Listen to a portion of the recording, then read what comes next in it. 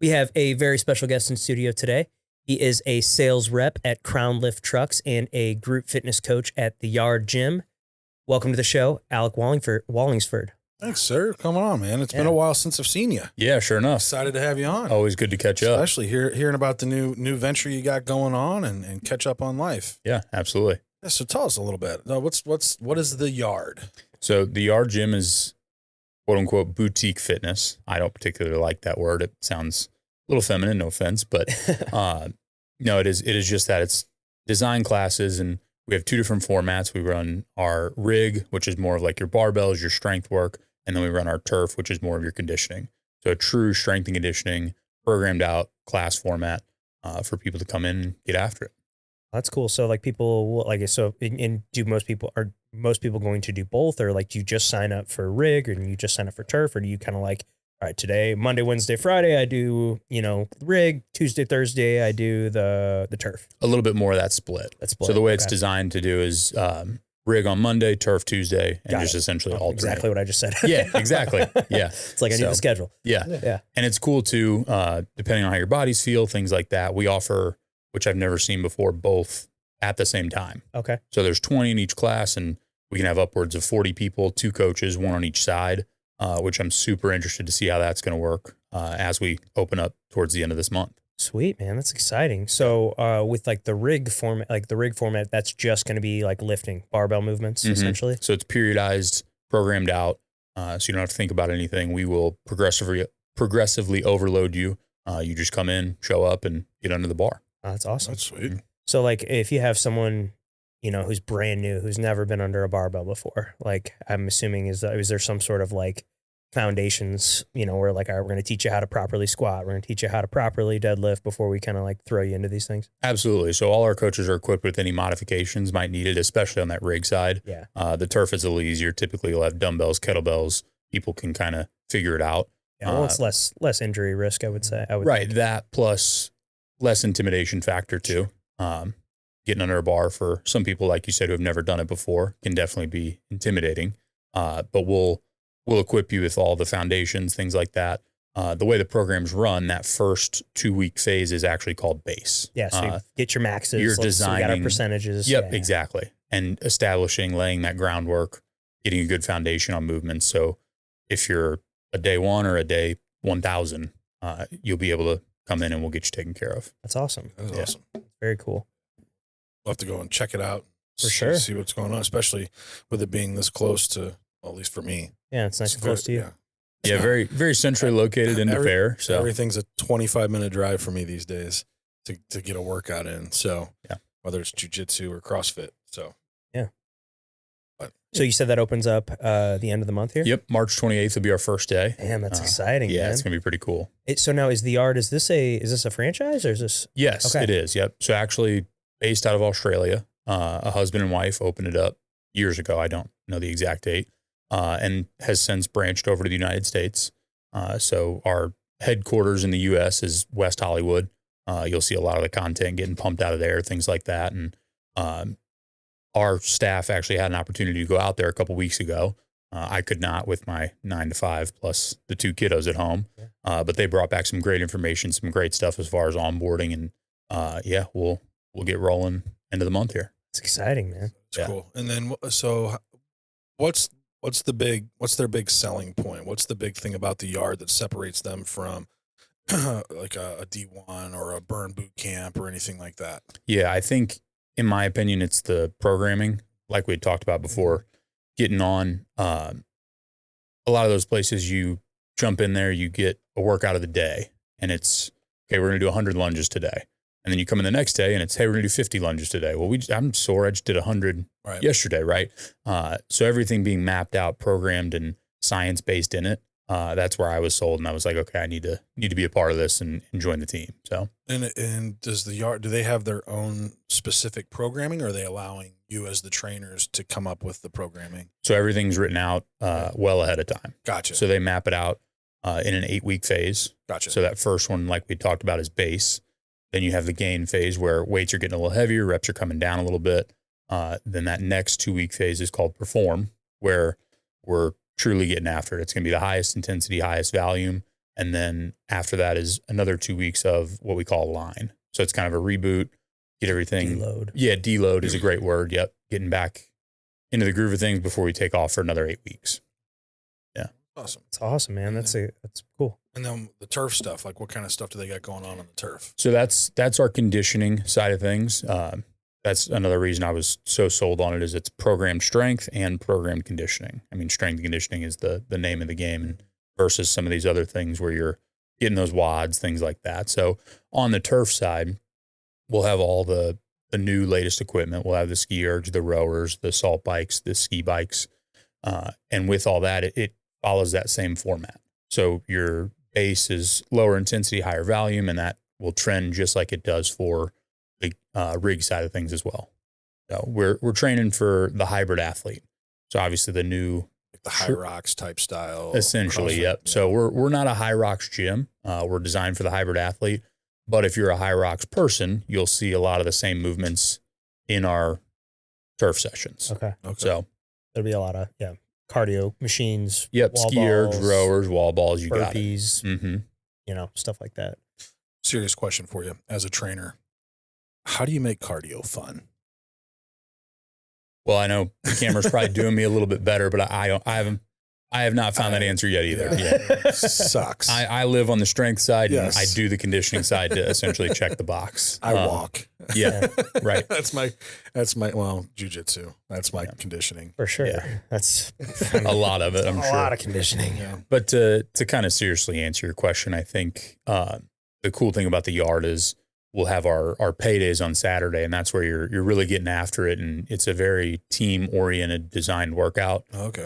where you have groups of 3 or 4 and your teammates are dependent on you, right? For a lot of us, I know Pat, former athlete, that kind of flips the switch in my brain where it's like, okay, cool, we got to go. Right. So we have some of those things built in to help make that conditioning piece a little more That would be fun. fun. Yeah, for sure. That would be fun. So Now, like, do you know what a lot of the format for the conditioning is? Is it like AMRAPs or like rounds for time, or is it like circuits? a little bit or- of everything. Okay. Yeah. So we call them components, but essentially circuits. And some of those will be designed as EMOMs, whether that's 1 minute, 5 minute EMOMs with a bunch of stuff mixed in, there, yeah. or AMRAP style. Yeah. Yeah, like that's what I've been doing a lot at the gym lately. Is I've been doing like I don't know, 3 moms or whatever. I'll pick like 3 movements.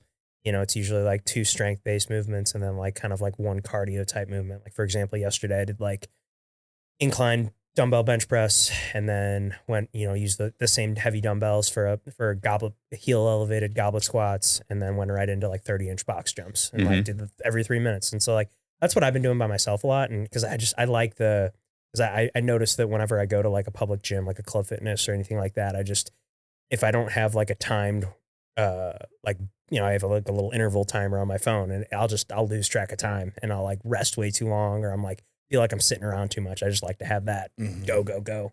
Yeah. Like something telling me to go. I'm the same way. I mean, like if I'm trying to get a quick total body workout in, I'll mix in like a 3 or 4 exercise EMOM. Yeah. I love those. But like, what if I'm I'm tired of working out my legs. I've done that long enough. My legs are fine. Oh, they'll be fine. I need to fix my upper body, and that needs to get stronger. My back, my chest, my abs. So that's usually when I focus on, like when I get to the gym, that's usually what I'm focusing on the most is like designating chest or designating back, and then or doing a push and pull type thing with that. But other than that, yeah, my main cardio, or is an EMOM, or I mean, because that's an ass kicker. I mean, that's quick movements that can wear you out, and then jujitsu. But Yeah, I think when you go into those big box gyms, the clubs, things like that, you'll see a lot more of the bro split guys than you may want to. For sure. And I think there's some value to that. Don't get me wrong. It's chest day, bro. Right, exactly. International chest every day. day is a chest day. Yeah. But that's the cool thing about the group fitness aspect for a lot of guys that necessarily see it as, oh, that's another boot camp style day. Like, no, we got you. We'll get you taken care of, and you're going to get after it. That's what I always needed as a former athlete. I wasn't waking up at 5 a.m. when I was 20 years old because I wanted to. Somebody got me up, I had to, and then I had to get after it. And so we're trying to design that atmosphere. So if you're a bro split guy, come try it out. You Go know? try it out. Yeah, it's not definitely not like a bodybuilder, type thing. It's Exactly. someone who wants to just be fit and who, I mean, just wants to train like an athlete. Now for the rig portion, is it going to be like more powerlifting movements like bench, squat, deadlift, or is it going to be more like Olympic style movements like cleans and snatches? So we have on the rig side, we have just that squat, bench, deadlift type days. Okay. And then usually the payday / hybrid day on the weekend, tail end of the week, whatever you want to call that, is a little bit of that Olympic stuff mixed in. Cool. Nothing too crazy in my opinion. I've always been a little hesitant about CrossFit just because some of those things are a little over the top for general population. For sure. It takes a special person to do stuff. Yeah, and a lot of time, technique. You gotta be really efficient in the movement and good at the movement. And like, to be honest, like I've not, I mean, I can clean, I can snatch. I'm not great at either of them. Can I do them? Yes. But I'm not, I would never say like my, my clean and snatch maxes are, very embarrassing compared to like my bench, squat, and deadlift Right. Maxes. Yeah. Well, that's the thing is I'm not definitely not proportional. well, and for me, like those weren't ever really exercises that we did for baseball. Now you're starting to see more and more of it, especially hang cleans and realizing the power of behind that movement. But that wasn't anything that we ever, when I was playing, like you stayed away. You didn't do chest. We didn't bench press. If we did it, you were laying on the ground with dumbbells. There was no barbell work. Squats, I mean, that was your major thing, was squats, lunges, anything legs and back. It was what you focused on, obviously shoulders, your shoulder strength. But even with shoulders, I mean, the max we ever really did was like 5, maybe 10 pounds on our shoulders. And everybody's like, I see these people throwing around like 25, 30 pounds doing these lateral raises. And I'm like, man, you guys are doing that. Like, you're not even getting lateral. Right. Like you're it's kind of half out in front, and you're literally just using your elbows here and lifting up. You're not getting what, like, your rotator cuff is what you're trying to build the strength around.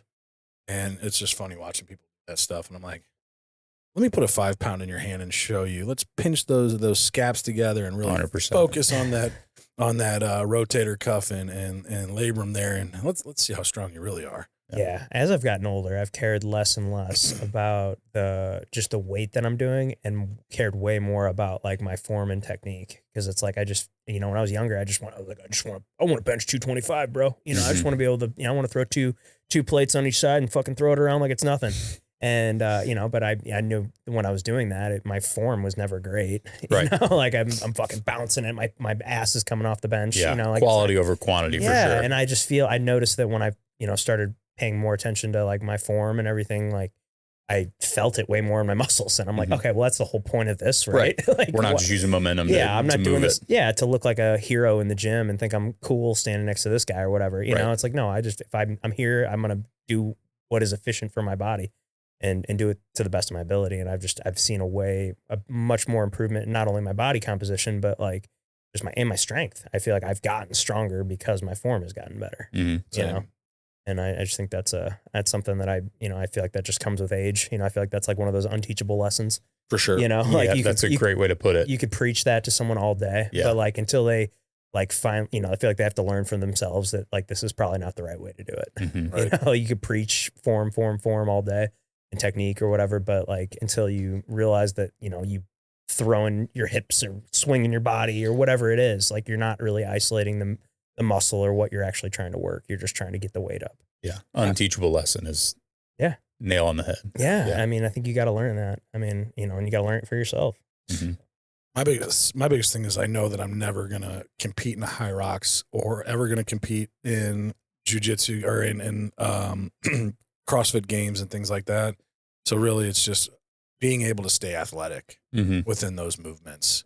I'm not trying to max out on my hang cleans. Like, cool, I'm going to throw a 45 on each side and I'll build those reps up. Right. Instead of trying to build up in weight. Like anything overhead.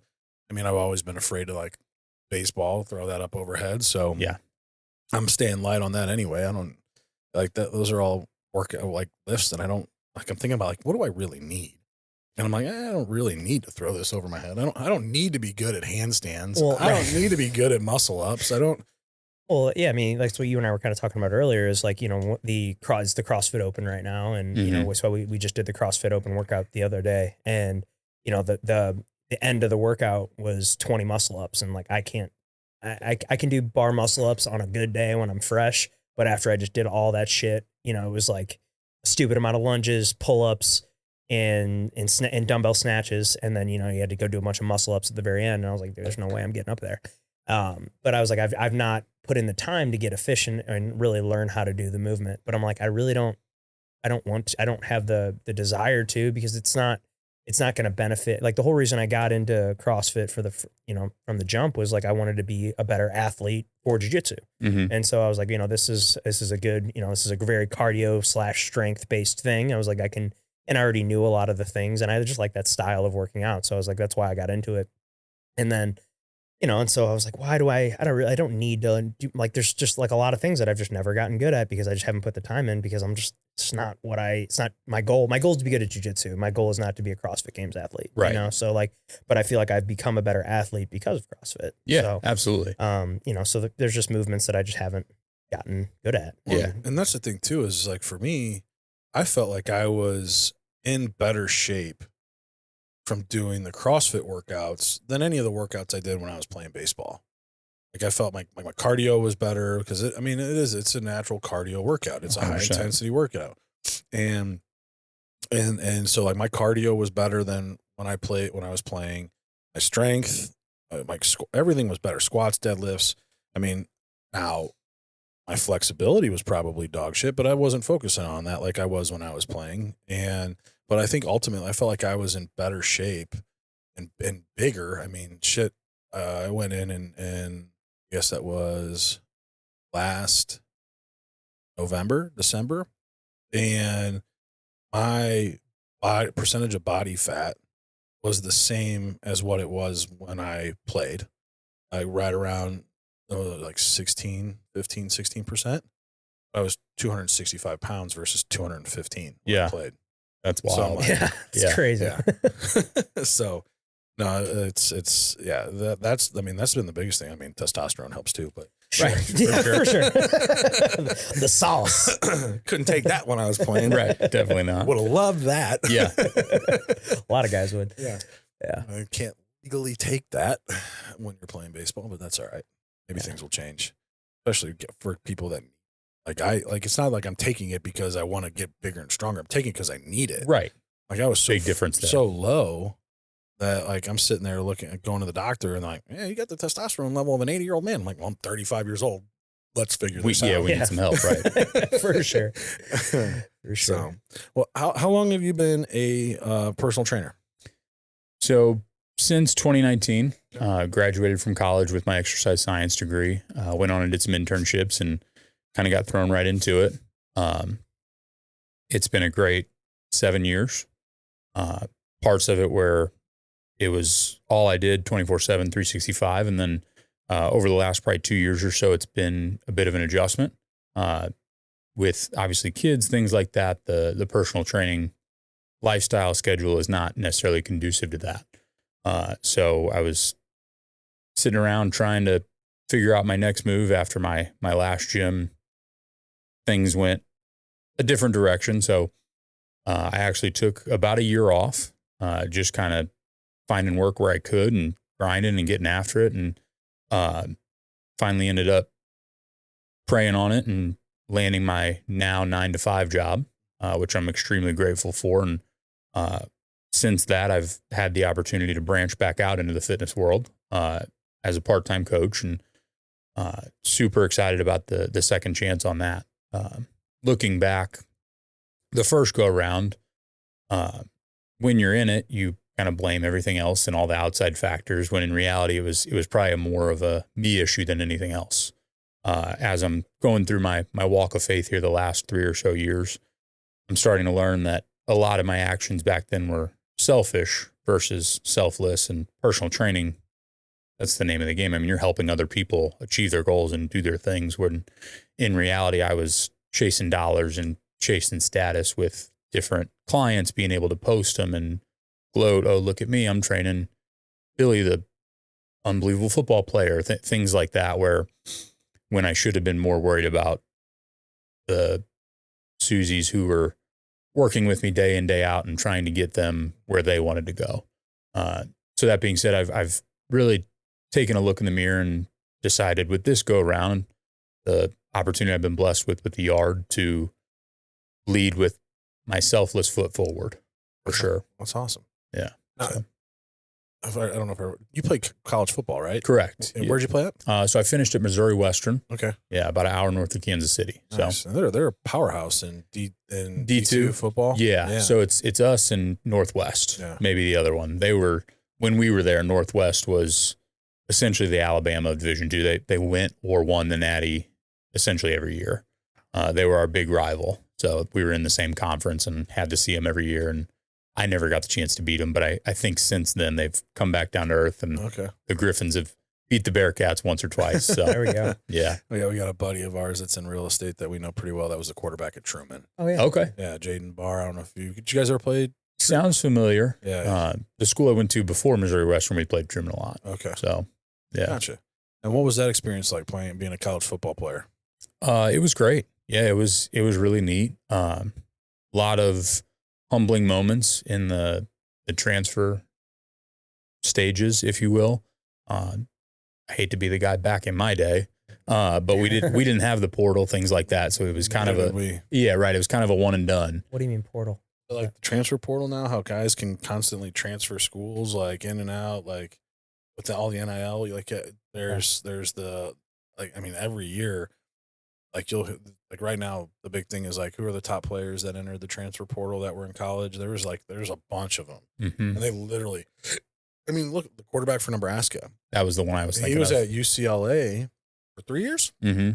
For 3 years, and he started, and then they brought somebody else in that took a spot, and then it was like, all right, well, I'm going to go to the transfer portal. Got picked up by Nebraska, and now he's probably number 1 overall pick.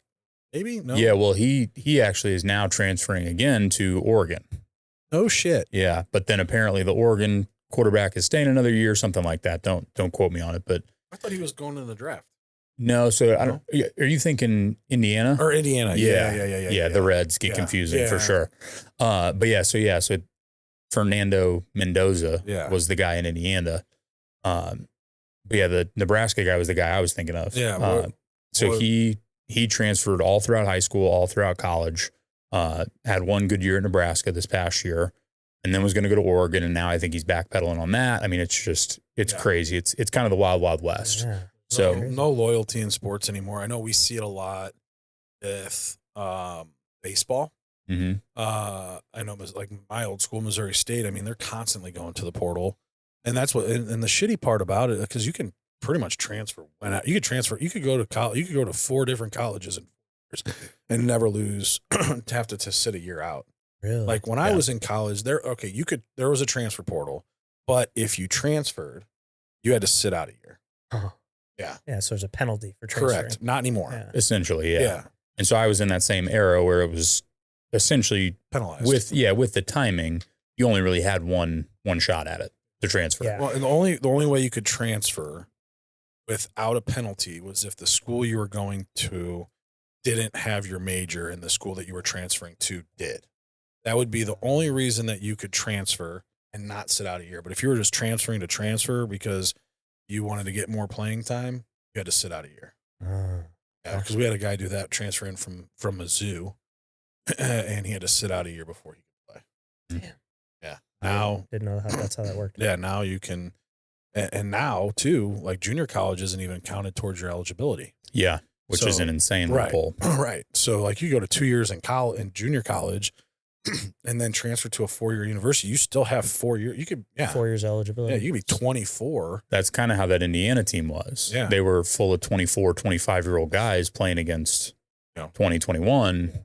I mean, that's a big difference. Sure. Yeah, well, it's more experience. Man. Yeah, for sure. I mean, that's more hours on the field, more hours of practice, more time in the weights yeah. room. I mean, dude, it's more time. I mean, that's more reps. That's how you get good at anything in sports, anything in life. It's just more reps. Yeah. The more reps you get, the better you're going to get. And so if you have 2 more years of reps over this guy, like chances are you're going to be the better player. Yeah. Which, I personally like that they're not counting junior college against these kids Mhm. because honestly, that's really the only route a lot of these high school kids have to go these days. Now, right. You know, like I'm coaching these kids. I coach baseball Mhm. still. And, you know, I've been with these kids since they were freshmen in high school and like coming through and like the whole time I'm like, guys, get the concept of Division I out of your head. Mhm. Even Division II. I had a Division II coach come up to me and was like, I had a guy, a really good pitcher that very smart, probably could have, or we could play there. Mhm. And when I was talking to him, he goes, yeah, we're looking for guys that are throwing low to mid 90s. I'm like, fucking D1 schools aren't even getting that. What are you talking Right. about? And this kid's in high school. All right. Yeah. And I was like, what? He's like, yeah, we're looking for the guys that are like failing out of D1 schools or things like that, or like having trouble, that are good at D1 and struggling, but or like they were good enough to go out of high school to D1, but are struggling or not getting the opportunity, and then they can come play for us at a Division II school. It's a whole different strategy. And it's like you have feeder systems. So like the Division II school in Springfield, Drury, Mhm. is almost like a feeder school to Missouri State, Right. and then Missouri State's a feeder school to Arkansas. Yeah. Like it's like a minor league system. Everybody's trying to get to those Power 4 teams or conferences.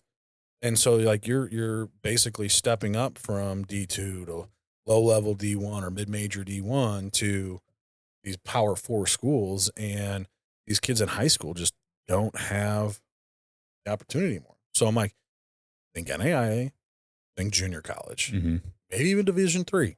Like you can get great academic endowments and scholarships to go to D3 schools. Yeah. And you know, you just need more time to develop and get stronger and get bigger and build the reps and then go. You're not losing eligibility. I mean, your best bet's junior college. You go to a D2 school, D3 school, you're losing eligibility, but go junior college and you're going to be just fine. Like there's a kid from Oakville, kid's from mid 90s. Yeah. Signed to a junior college. Yeah. Of course you did. Yeah. That's almost, Now you have to go through the steps. He'll probably get drafted and signed, but Yeah. you know, yeah. And I'm just like, man, it's just like, cause I think back on it, I'm like, man, would I've gone to a Division I school when I was in high school if this shit was going on? I was like, it's just crazy. Yeah. Crazy. So now, do you still coach high school football? So I did this past year. I probably will not this year coming up, just with the yard and everything. And two babies. And Two exactly. babies, dude. Yeah. Your time and you're going to be spread so thin. Yeah, for sure. And luckily this past year I got back with SLU. I was there for a long time and branched out, went to Vianney, and now I'm back with SLU. And it was nice. The head coach and I are pretty good buddies. I mean, we play golf together still, those types of things. So it was a pretty easy conversation, which was super, super nice. So What's Did you that? go to SLU? I didn't actually. Okay. No. So I was a public school guy, went to Oakville. Okay. So Cool. Oh, Yeah. yeah. No, you said we talked about that before. Yeah. Should have thought that. What's that feeling like, being able to take your knowledge and your what you've done with football and be able to give back to the younger generations? Yeah, it's been great. Talking on the younger generations a little bit there. It's different for sure. Again, I hate to be the guy back in my day, Right. but it's just different these days. And it was a little bit of a learning curve for me, especially at a place like SLU where a lot of those guys are highly touted, you know, and they just have to go the different routes these days. I mean, a lot of it's done through Instagram and stuff. Like that's just crazy to me. When I was in high school, I didn't even have an Instagram just because it wasn't really a thing to do, you know? It wasn't even invented when I was in high school. Right. Facebook was the only, and MySpace. Yeah. Yeah. I don't think I got an Instagram until college. Yeah, just it's crazy these days, but it's been good. I tried to pass on as much as I could and help those guys, and yeah, just it's hard to talk on those experiences because theirs are way different. Yeah, Sure. kind of like we just talked about. Like they go through different avenues and different routes than I had to. Yeah. So, But how about in terms of just like coaching them, to teaching the things that, or is the game completely changed since I know with baseball it's completely different than when I played. yeah, from an X's and O's standpoint, it's definitely not. It's hard sometimes because I had the opportunity to do it at a pretty high level, Division II football, where some of these guys are out there just to have a jersey on, and I'm trying to coach them to a higher level, and they're not necessarily that receptive. But a good handful of my guys were very receptive, and from that standpoint, it's so much fun. Just kind of gets the juices flowing again. You're out there with the boys, hanging out, and getting after it. So, Do you miss it? not yet. Yeah. Don't ask me in the fall because I'm sure I'll say yes. But right now, no, I'm good right now. Got So enough on your plate. yeah. Speaking of enough on your plate, new baby, 5 months. Yeah, sure enough. Daughter's 3.5. 3.5. 3.5. That's, Yeah. So which is crazy because I think when I met you, she just got pregnant. yeah, sure enough. Yeah, she had just got the ball rolling, so to speak. But yeah, it's been an adjustment for sure. Everybody says the second kid's easier, and it is true. If you're out there thinking about the second kid, in my opinion, it is. We were in the car 2 nights ago, and we had just messed up the timing a little bit with feeding him, and so he's back there crying, and it just doesn't quite hit the ear the same. No, you're like, oh, he's okay. Like we're 15 minutes from the house. We'll get home. Die. Right. Exactly. Yeah. And so it's almost like white noise at this point. Whereas with my daughter, I mean, it was like, oh my gosh, what are we going to do? Pull over right now. Yeah. Full panic mode. So it's interesting to see that dynamic. And, if you see my wife, let her know I said hi. I haven't seen her for a little while. we run the system of man-on-man coverage right now. Mm-hmm. So I'm hands full with my 3.5-year-old, and she's got my son. And it's just part of the season right now. I'm really looking forward to when we're all kind of melded back together as one, but it's coming slowly but surely. So yeah, dad of 2 is great. We checked the box of a boy, which was huge. Yeah. So I'm super excited about that. You know, does daddy's little girl have him wrapped around her finger? Oh, absolutely.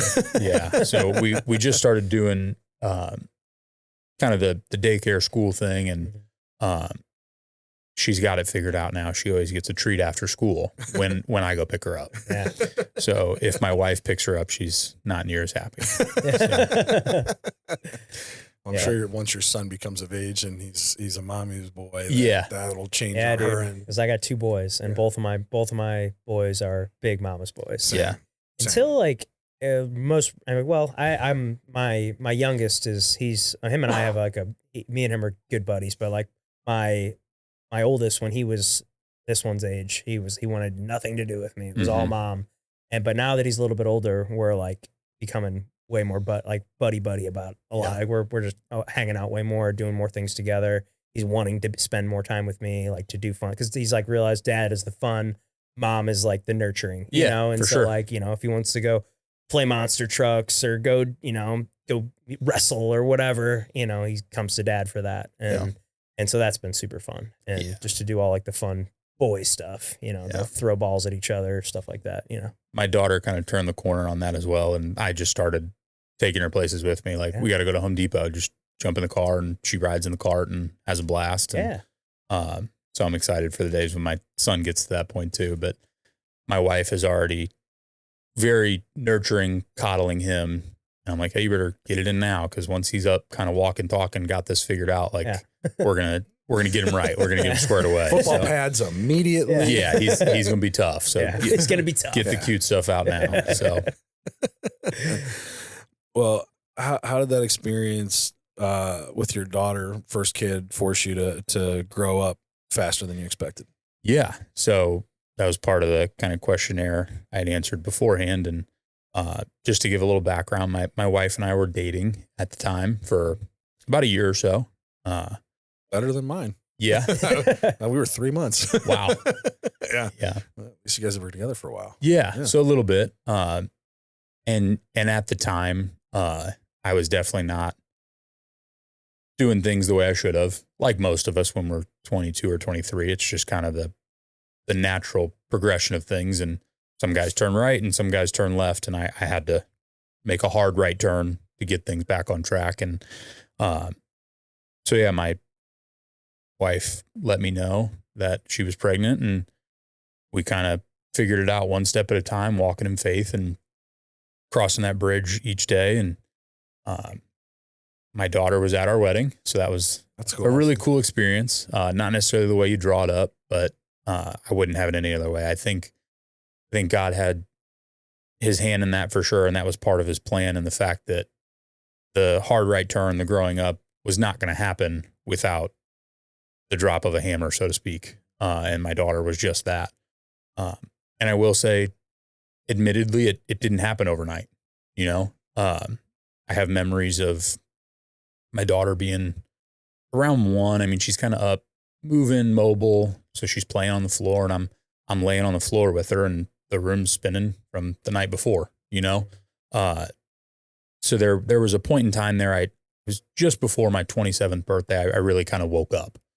And I don't know what necessarily caused that. I think part of it was, like I had mentioned, kind of God's plan of, okay, man, you've done this thing for a year where you're kind of in this limbo career-wise and kid-wise, and it's time to figure it out. And that's when I jumped all in with faith and family and obviously career. I got the quote-unquote 9 to 5 I was praying about, looking for, and and then 2 years later, here we are, another son and wedding and in the books. It's amazing. That's Yeah. incredible, man. Yeah. Congratulations. Yeah, thank you.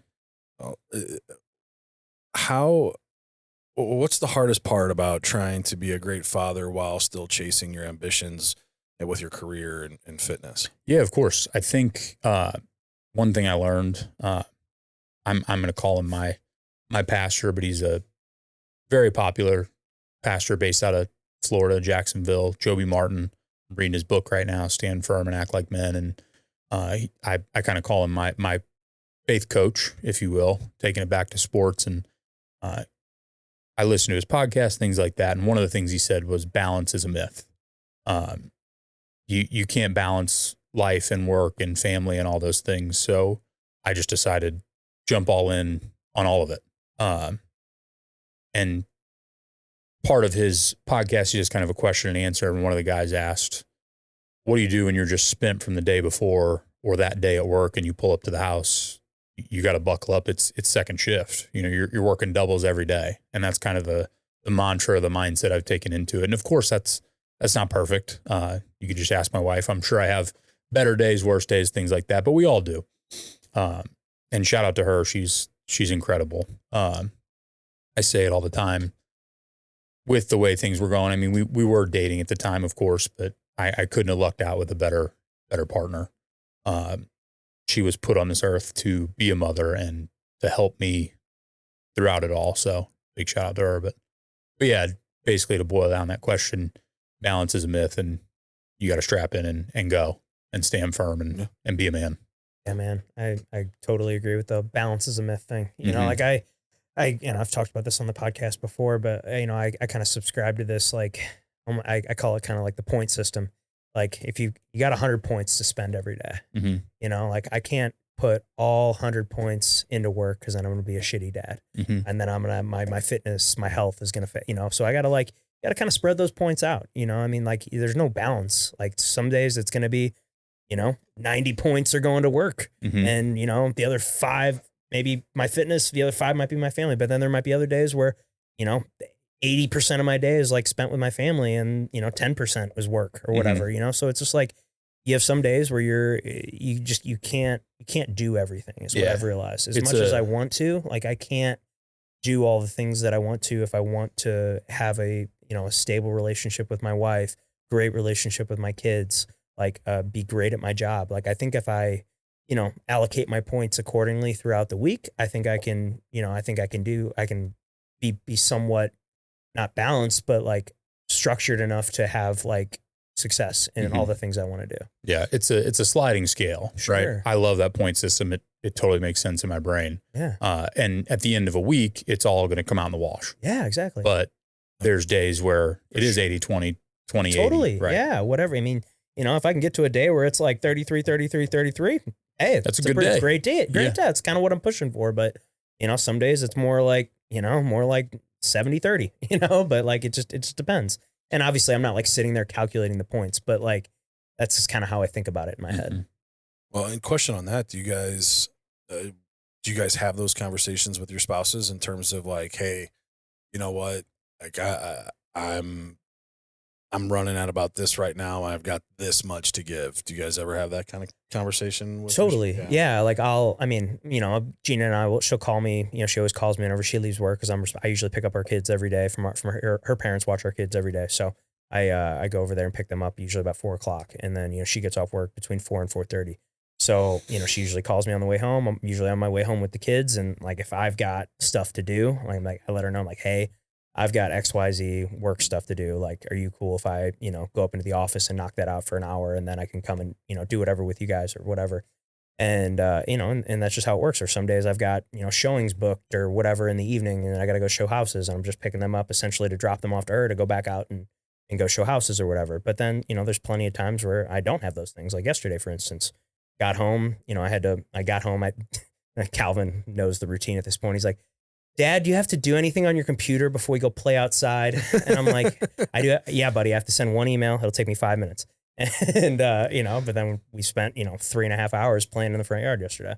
Yeah. It's just, so there's plenty of days like that. It's just not every day is going to be a perfect, all day family day. It just can't be when when you're trying to move your life forward. Yeah. How about you and your wife? Yeah, I think definitely making improvements in that area for sure. It's still a growing process, because she's at home with the baby all day and needs a break. And sometimes I don't have that. And so there's always those give and take type situations. But the main thing is I try to stay super open and honest. Like, hey, I have this stuff I could do, or if you need me, let me know. Or, hey, I have to do this stuff, no questions asked. Like, rather than kind of leave it in that gray limbo type area, like just hammer it down. Okay, yes, no, confident in those communication points. And because there's always things that can wait, like that's what I've realized over like the last couple of years is like, in the past I was like, anytime, something was thrown at me, I wanted to address it right then and there. And I still try to do that as much as I possibly can. But like, there's going to be times where I can't address this right now. I got both my kids. I can't, I can't go write up an offer or go do whatever. So, it's going to have to wait 2 hours. Yeah. And if someone, but then there are times where, it's a pressing thing and it's got to get done right then and there. And when those things happen, that's when I'm like, hey, honey, I got to go do this. Like, it's got to be done right now. It's important. And she's always super understanding of that. So, yeah. And having a supportive spouse at home is, I heard someone say this on I can't remember who said it, but it's like the most important decision you make in your life is who you marry. Mm-hmm. And, I'm fortunate that I've been with my wife for 16 years at this point. Wow. Yeah. We've started dating in high school. So, we've been together a long time. So I'm pretty confident I made a good decision. Yeah. That's why you did good. Yeah. All right. Yeah. That's why I say I lucked out for sure. Yeah. Because the way God dealt it out, I didn't necessarily have the choice. But like I say, I hit the lottery for sure with mine. So it's amazing. Yeah. Yeah. I don't have a spouse. I've got a great relationship with my ex-wife. Yeah. And our communication is much better now than it was when we were married. Not to say that if we communicated better that we'd still be married. That's not the case. We both agree that we shouldn't have gotten married. Yeah. It was one of those things. And but no, that's, I think, talking about faith and how God moves through your life and things like that, and getting on the faith topic. That's been something that's been brought up a lot recently within our podcast. And we just talked on our last one, we talked about it. I'd say probably, lately it's been the majority of our podcast has come up about faith and really has forced me to kind of look at it. Cause I was never that guy. My parents weren't pushing me into the church or anything like that. And even going down to Missouri State, you're in the heart of the Bible Belt and people like thumping you on the head with the Bible. And you're like, well, that just makes me not want to do it anymore. Understandably so, for sure. But, we've had a lot of people on here that are way smarter than I am that have really dove into it. And, for me, like taking back and looking at all the things that had happened and where I'm at today versus where I was when I was married, I was like, man, that was needed. Like I was a selfish person. I thought what I was doing was what a husband should do, providing for their family. But that was like talking about your points, like 98 of my points got spent on that. And then 2 of them, one for each kid. I'm like, well, there's nothing there for the wife, right.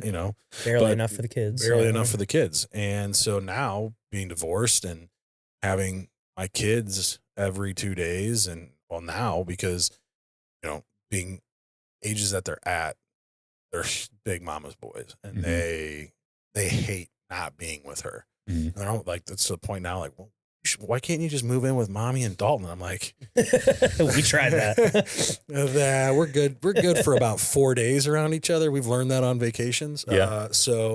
I'm like, no, we're fine. I'm not moving in with mommy and Dalton.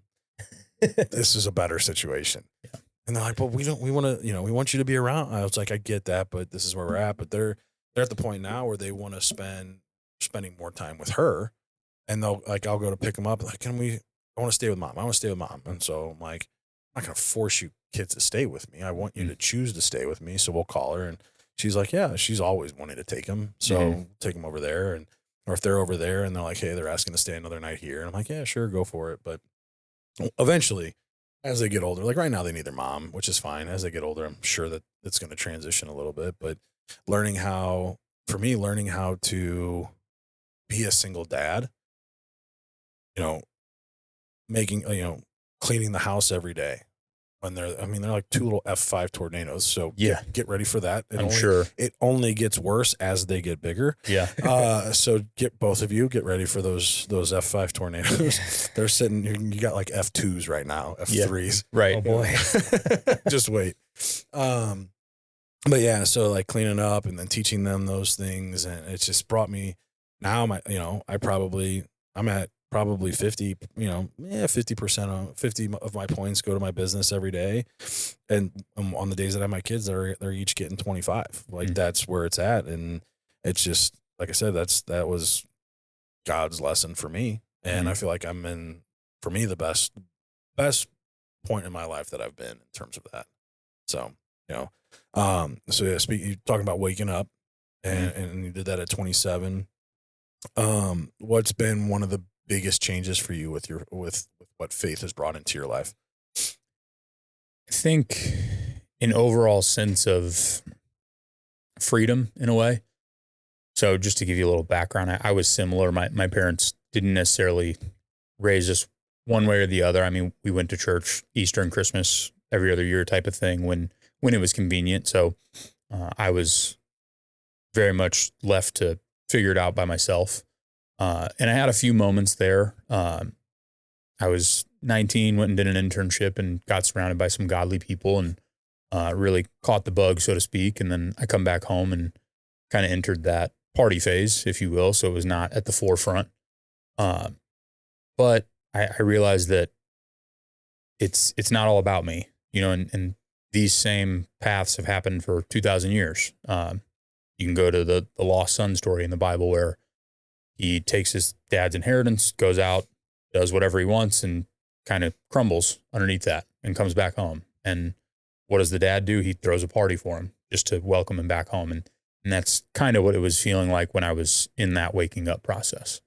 It's like, hey, I've branched out. I've done my own thing. It's gone poorly, and living however I wanted to based on the flesh. And coming back home to him, he welcomed me with open arms, and I was super excited and grateful for that. And with that comes, like I said, that great sense of freedom.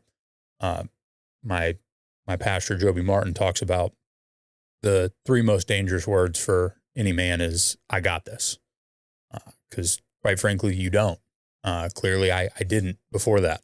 I thought I did because I was Mr. Cool Guy and went out and everybody knew me and those types of things. And that's just not what it was all about. I definitely didn't feel like I got this when I'm laying there in the room spinning with my 1-year-old daughter at the time. So just understanding that gave me a sense of freedom. Whereas before, especially in faith, I always thought it was, like I'm going to be punished or something like that. It's not the case. Jesus died on the cross for us rather than to judge us is kind of the way I felt about it before, and kind of coming to that realization really helped. So one thing I always like to tell the story of, I started getting into the Bible and I read a verse for my daughter. It's Psalms 139. You're knit together in your mother's womb and you're fearfully and wonderfully made. And at 3 years old, she looks up and asks me, what does fearfully mean? And I kind of looked at her and didn't have an answer. So I went out and found some answers. And some of my mentors told me reverently is a synonym for it, which means respectful or respect type of aspect to it. And, you know, I always looked at that fearful word incorrectly because it's in the Bible a lot. And, you know, I was always worried from that judgment standpoint, or Jesus would look down on me for messing up, whereas it's just you respect him type of thing. And you try to walk in a way you would honor that respect for him. So getting that realization from my daughter was pretty eye-opening too. So just a cool story. Yeah. That's awesome. Yeah. I got this. I feel like most people think they have it, but they don't. Yeah. Especially in his book, talking about standing firm and acting like men, the big thing to do is puff your chest out. I'm Mr. Macho Man. I got this. And that's just not the case, because most of us, if not all of us, don't got this. Yeah, I've learned that through jujitsu. I haven't quite gotten there through the Bible yet, but I've gotten my ass kicked up and down the mats left and right. It's kind of a great physical analogy for it, you know? For sure. Yeah, I mean, most people think that they're a lot more, well, most men think they're a lot more capable than they really are. Yeah, and from what I've heard, like I said, I've kind of been poked and prodded to try it, and I feel that same fear of like, I don't got this, whereas I could see a lot of males especially being like, oh, it's not that hard, blah, blah, blah. And yeah, dude, have you seen what I can bench? Yeah, I'm gonna throw this guy off. Man. Does not translate. I'm sure, right. Yeah. Yeah, I was the biggest guy in class today. Yeah. And I got my ass whooped by guys a lot smaller than me. Yeah. He had a 3-person group with me and Jordan who were, you know, he probably got about 100 pounds on us both. I probably weighed the same as both of them together. Right. And they're both very, very good and very, very quick and very, very strong. And yeah, when you mix strength and technique versus just strength and shitty technique, you're the technique gets highlighted to the max. Figure out the technique. I'm working on a fucking problem. Getting there. Like, it's gonna be a problem when you really, you know, start being able to, you know, figure out the technique a little bit more. It's gonna be I mean, I said the same thing about Blake when he started, because Blake's he's a big boy. Big boy. He's a former power lifter. He owns a moving company, so he literally moves shit, does it all day for a living. Yeah, and he's just built, just jacked. And I said the same thing when he first started. I was like, you stick with us and you figure this out, you are going to be a fucking problem, because he's just so fucking strong. Yeah. I mean, I remember he's told me some of his like heyday powerlifting numbers, and just stupid. Mm-hmm. You're like, what? As soon as that technique clicks for him, it's going to be a dangerous day. It's clicked for him now. He's a problem. Yeah. There you go. Yeah, Blake, I know you're listening. Oh man. So what, having 2 kids, how has that changed how you see legacy and, the kind of man you want your kids to see? Yeah, that's a great question. It's a little easier to see now that I have a son, just as any man would feel that way. But it's interesting too. I mean, we're down outside yesterday playing in the garage, and I'm getting my workout in, and my daughter's jumping in, kind of wanting to do it with me. It's a very microcosm of legacy, but kind of monkey see, monkey do, where she could see me sitting on the couch eating potato chips, watching Netflix. So for me, it's essentially kind of that mirror method of like, they see what I'm doing and hopefully follow in those footsteps. Right. And that's in all aspects. That's in my work life, my faith, my fitness journey life. So hopefully I can be the example versus the kind of cosmic drawing of, oh, do this, and I'm going to do the complete opposite. Yeah. Right. Lead from the front. That's my 100%. That's my whole thing with my kids. I want them to, I want them to want to do what I want them to want to get into working out and get into sports and get into all these things, because it's benefited my life so much. So I just want to, that's why that's one of my many reasons why I want to stay in shape, and I don't ever want to get out of shape, is because I want to be an example for my kids. I want, and when my kids are, when my kids are 16, 18, I want to be able to still kick their ass. Yeah, 100%. I want to be able to, hopefully they're, out there wrestling or doing jiu-jitsu, and we can go out there and, I want it to be a long time before, they can beat up dad. Yeah. I'm going to hold that day off as long as I can. 'Cause I know it's eventually going to happen.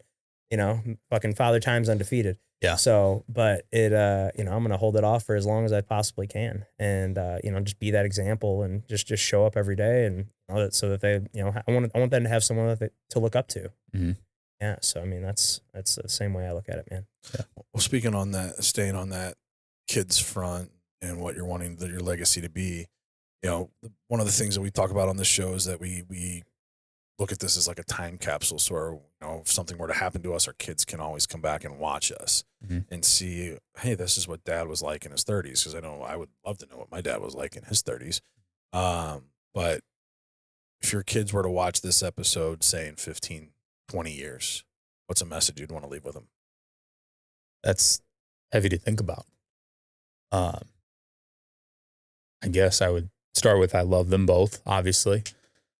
More than they could ever imagine. And you hear your own parents say that, and it just doesn't make any sense until it happens to you, right? Until you fill those shoes.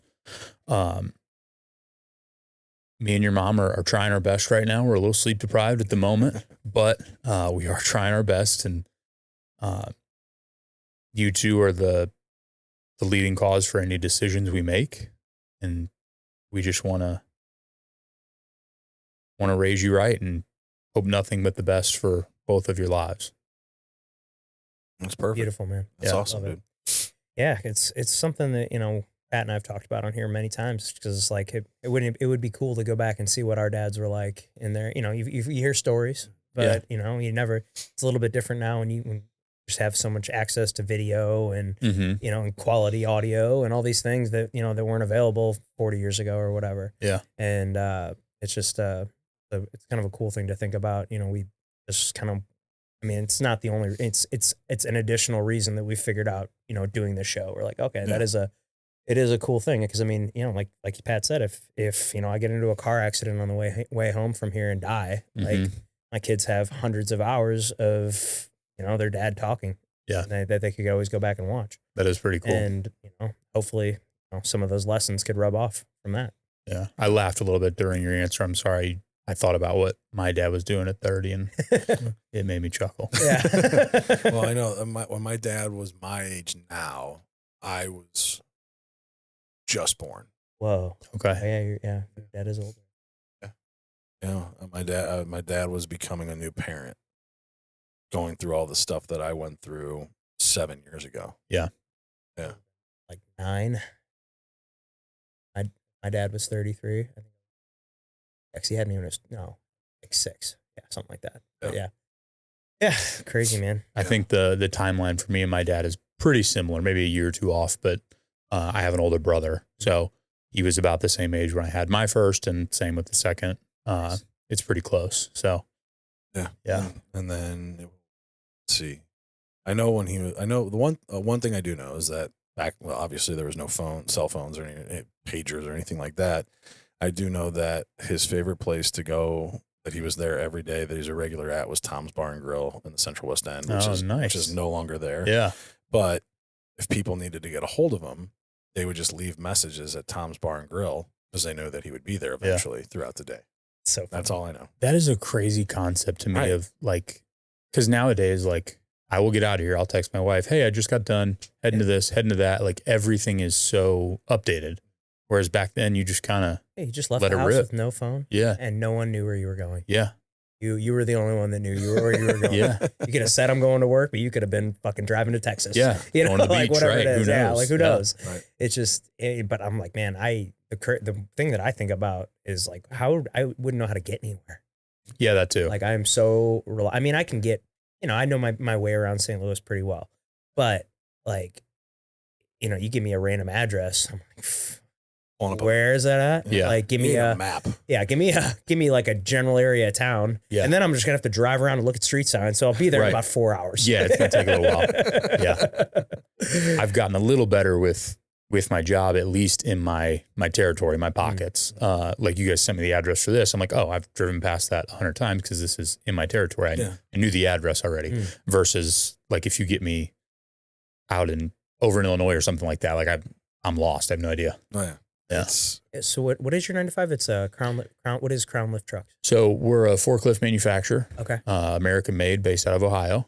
And I work on the service side. So I'm a sales rep for our service. So essentially like oil changes in your car. Got it. I work on that side of things, and my territory is essentially here out 44 to Rolla. Oh yeah. So we're in your territory for sure. Yeah. Right in my neck of the woods. So sweet. When I saw Crown Lift Trucks, I was like, is that like lifted pickup trucks? Or I was like, that would be cool. I was like, fuck, well, I got some questions about my Silverado out there. No, I wish. Take them out to the parking lot. That'd be a pretty neat deal. But yeah, we nicknamed forklifts trucks. Yeah. So it was weird because I was in the interview and they're like, "Yeah, have you ever like sold trucks before or whatever?" I'm like, I mean, yeah, I sold my one I drove in high school. Like, what are we talking about? And so it was a weird correlation. Sold a truck, Yeah.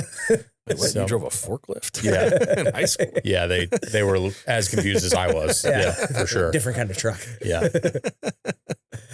Yeah. Well, speaking of looking back in the past, if you could go back and talk to Alex before 27, what advice would you give young Alec? Honestly, I don't know.